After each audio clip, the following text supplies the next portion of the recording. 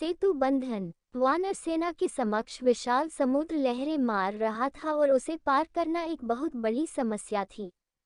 राम के क्रोध से भयभीत होकर समुद्र ने स्वयं वहां आकर बताया कि सुग्रीव की सेना में नल और नील कुशल शिल्पी हैं।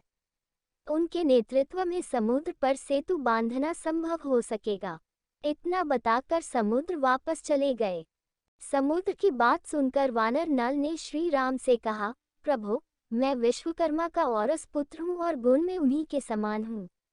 मैं महासागर पर पुल बांधने में सर्वथा समर्थ हूँ, इसलिए मैं समुद्र पर सेतु का निर्माण करूँगा। नल नील असंख्य वानरों को लेकर सेतु निर्माण के कार्य में जुट गए। उनके आदेश के अनुसार वानर सेना बड़े बड़े वृक्षों को उखाड़कर समुद्र तट पर एकत्रित करने लगे।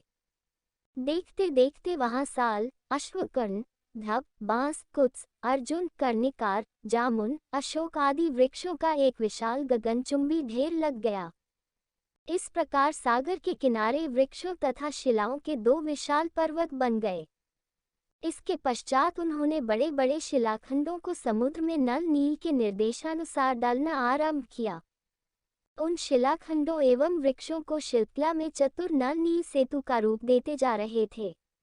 इस प्रकार उन्होंने अधिक परिश्रम करके पहले ही दिन 56 कोस लंबा पुल बना दिया।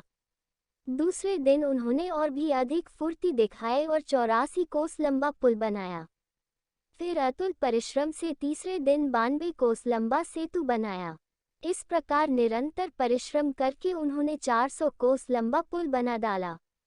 अब नल नील के प्रयत्नों से 40 कोस चौड़ा और 400 कोस लंबा मजबूत पुल बनकर तैयार हो गया। समुद्र पर सेतु बन जाने के पश्चात श्री रामचंद्र जी ने हनुमान की पीठ पर और लक्ष्मण ने अंगद की पीठ पर बैठकर सेतु पर होते हुए विशाल सागर पार किया। उनके पीछे पीछे संपूर्ण वानर सेना भी सुग्रीव के नेतृत्व में समुद्र को पार कर लंका में पहुंच गई। इस सेना के लंका में पहुंचते ही राक्षसों में भयानक हलचल मच गई। वे लंका दहन की घटना को स्मरण कर भयभीत होने लगे। उधर रावण ने शुक और सारन नामक मंत्रियों को बुलाकर उनसे कहा, हे चतुर मंत्रियों, अब राम ने वानरों की सहायता से अगाध समुद्र पर सेतु बांधकर उसे पार कर लिया है और वह लंका के द्वार पर आ पहुंचा है। तुम दोनों वानरों का वेश बनाकर राम की सेना में प्रवेश करो और यह पता लगाओ कि शत्रु सेना में कुल कितने वानर हैं, उनके पास अस्त्र शस्त्र कितने और किस प्रकार के हैं तथा मुख्य मुख्य वानर नायकों के नाम क्या हैं। रावण की आज्ञा पाकर दोनों कूटनीतिज्ञ मायावी राक्षस वानरों का वेश बनाकर वानरों सेना में घुस गए, परंतु वे विभीषण की तीक्ष्ण दृष्टि से बच न सके। विभीषण ने उन दोनों को पकड़कर राम के सम्मुख करते हुए कहा, हे राघव, ये दोनों गुप्तचर रावण के मंत्री शुक और सारन हैं जो हमारे कटक में गुप्तचरी करते पकड़े गए हैं। राम के सामने जाकर दोनों राक्षस थर थर कांपते हुए बोले, हे राजन, हम राक्षस राज रावण के सेवक हैं। उन्हीं की आज्ञा से आपके बल का पता लगाने के लिए आए थे। हम उनकी आज्ञा के दास हैं, इसलिए उनका आदेश पालन करने के लिए विवश हैं।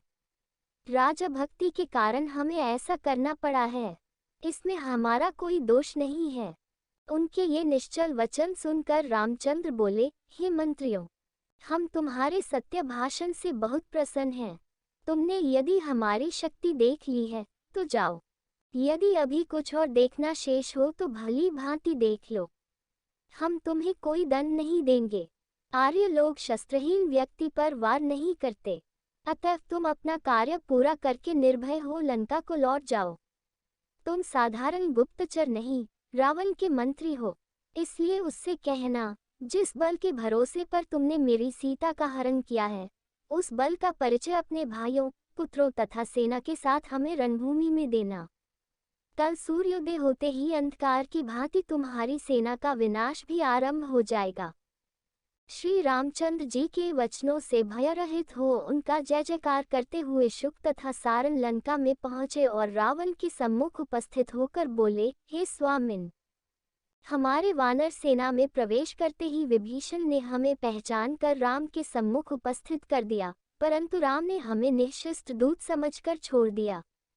अब रही वानरों के बल की बात, उसका पता लगाना संभव नहीं है, क्योंकि उनमें प्रत्येक के मन में आपके विरुद्ध क्रोध तथा घृणा की ज्वाला धधक रही है।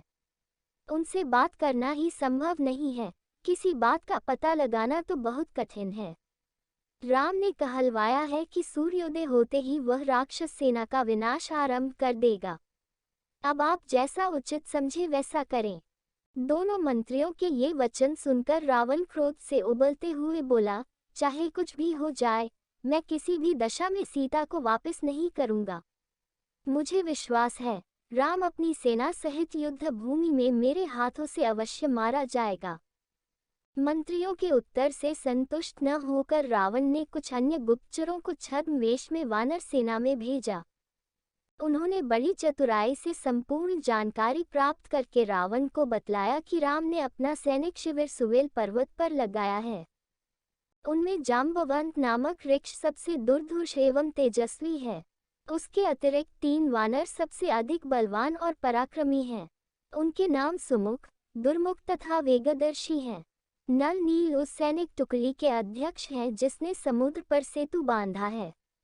अंगद अपने पिता वाली से भी अधिक तेजस्वी एवं बलवान है। उसके अतिरिक्त सहस्त्रों अद्भुत शक्ति संपन्न पराक्रमी वानर हैं। राम और लक्ष्मण तो जनस्थान को नष्ट करके अपने बल का परिचय आपको दे ही चुके हैं।